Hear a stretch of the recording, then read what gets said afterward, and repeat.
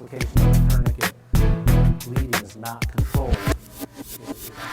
You'll be happy to know that O'Fallon's Police Department keeps their officers up to date on the latest law enforcement techniques. Year-round officer training helps to make O'Fallon one of the safest cities to live in the United States. Work on the tourniquet is the actual cinching of this. Okay. Go over another day. Our officers are required to obtain so much training every 3 years. That's by state statute. So part of that training is what we refer to as in-service training. That's what we do in-house here at the City of O'Fallon, and it's really something that takes place across the nation. Each in-service training session features different training techniques that further enhance our officers' skills.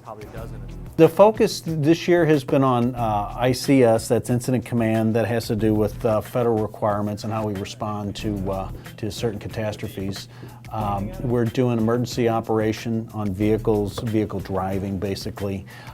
We're also, we have some emergency medical issues and how to deal with certain cuts and wounds of that sort and how to do emergency treatment. It will hurt when you sense this down.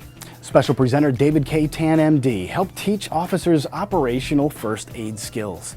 Operational first aid training can mean the difference between life and death in emergency situations.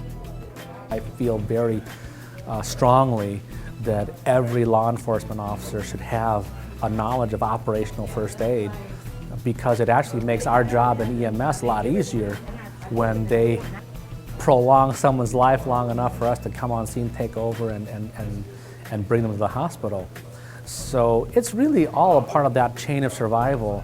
And I think for too long, police officers have considered themselves outside of that medical chain of survival, when in fact, they are a key part of the medical chain of survival. And I'm glad that today's law enforcement officer understands that. Everything seems to be evolving. It's getting a little more technical. But in the case of major wounds and that sort of thing, it's really important that our officers have at least the basic equipment to stop this.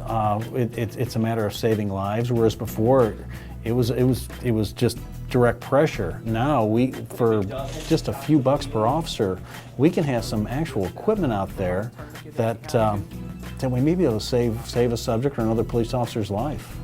Residents can rest easy knowing that O'Fallon police officers are well trained on the latest policing techniques. Stay tuned to future O'Fallon Matters episodes to find out more information on OPD training.